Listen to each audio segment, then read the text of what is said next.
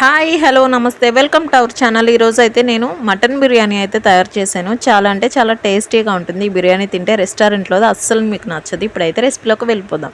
నేను 7 పచ్చిమిర్చి తీసుకున్నాను, కొంచెం కొత్తిమీర తీసుకొని మిక్సీ వేసేసుకున్నాను. ఇప్పుడు ఇది హాఫ్ కిలో మటన్ అనమాట. బోన్స్ వచ్చేసి కొంచెం తీసి పక్కన పెట్టేసుకొని మిగిలిన వాటిలో నేను పచ్చిమిర్చి పేస్ట్ యాడ్ చేసి 2½ స్పూన్ వచ్చి అల్లం వెల్లుల్లి పేస్ట్ అయితే యాడ్ చేస్తున్నాను. పచ్చిమిర్చి పేస్ట్ కొంచెం అయితే పక్కన పెట్టుకోండి.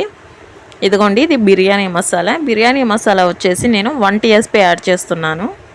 ధనియా పౌడర్ వచ్చేసి 1½ TSP అయితే యాడ్ చేశాను. పసుపు 1/2 TSP యాడ్ చేస్తున్నాను.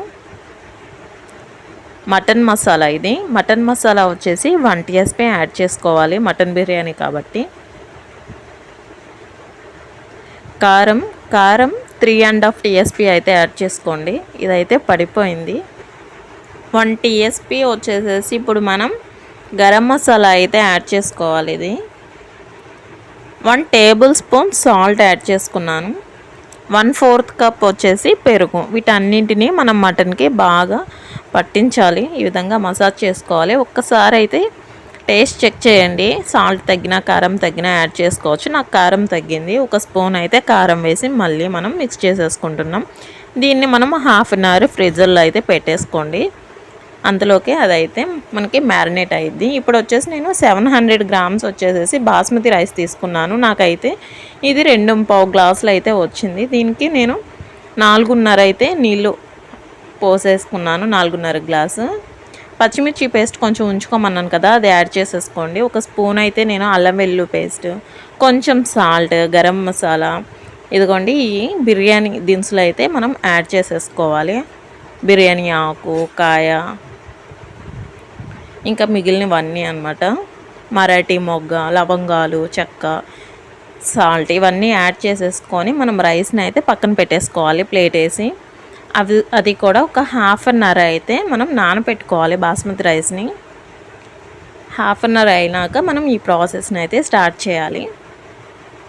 ఇదిగోండి, మనమైతే ఇప్పుడు మనం దీంట్లోనికి 3 టేబుల్ స్పూన్స్ ఆయిల్ అయితే యాడ్ చేశాను. 3 నుంచి మనకి 4 వరకు టేబుల్ స్పూన్స్ ఆయిల్ అయితే పడుతుంది. ఇప్పుడైతే 2 మీడియం సైజు ఆనియన్స్ని అయితే కట్ చేసుకొని నేను బ్రౌన్ ఆనియన్స్గా అయితే ఫ్రై చేసి పక్కన పెట్టేసుకున్నాను. ఇప్పుడు దీంట్లోకి మనం బిర్యానీ దినుసులు అయితే వేసేసుకొని కొంచెం ఫ్రై చేసుకోవాలి ఒక 1 మినిట్.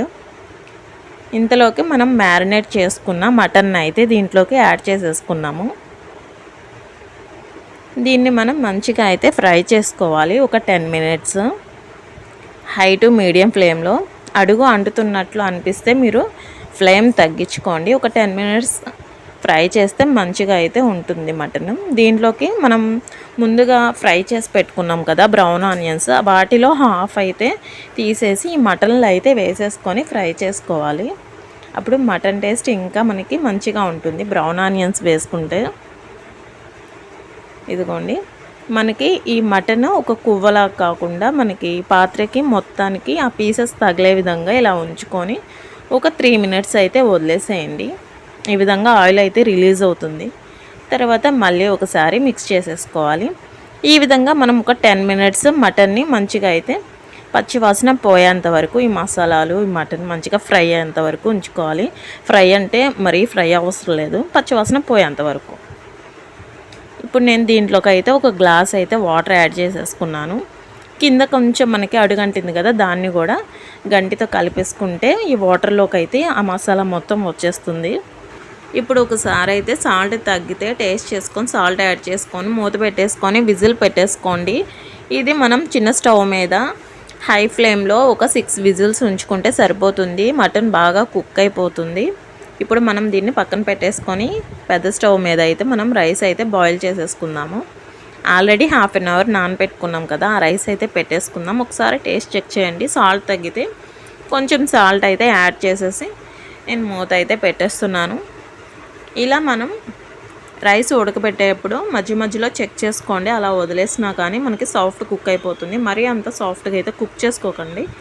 రైస్ 85% వరకు కుక్ అవ్వాలి. మీరు దీన్ని వడబట్లోకైనా తీసేసుకోవచ్చు, లేకపోతే ఈ వాటర్ని వంపేయచ్చు. ఇదిగోండి, మధ్య మధ్యలో చెక్ చేసుకోండి. ఇప్పుడు నాకు సరిపోయింది. ఇప్పుడు ఈ వాటర్ని నేనైతే వంచేస్తున్నాను. ఆల్రెడీ మటన్ని మనం పక్క స్టవ్ మీద పెట్టేసాము. అది ప్రెషర్ పోయేదాకా మీరు విజిల్ అయితే తీయకండి. ఇదిగోండి ఇక్కడ రైస్ అయితే మనకి పర్ఫెక్ట్గా కుక్ అయిపోయింది. 85% అయితే కుక్ చేసుకోండి ఈ రైస్ని. ఈ రైస్లో కొంచెం చెమ్ము ఉంటుంది, మీరు అంటే తడి ఉంటుంది, మూత పెట్టేస్తే అది రైస్ ఇంకొంచెం సాఫ్ట్ అయ్యిద్ది.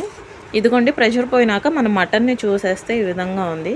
ఈ వాటర్ ఉంది, ఇదిగోండి మనకైతే ముక్క అయితే సాఫ్ట్ కుక్ అయిపోయింది. ఈ వాటర్ని మనం హై ఫ్లేమ్లో పెట్టేసుకుంటే సరిపోతుంది. కుక్ అవ్వని వాళ్ళు కొంచెం సేపు మూత పెట్టి అయితే కుక్ చేసుకోండి.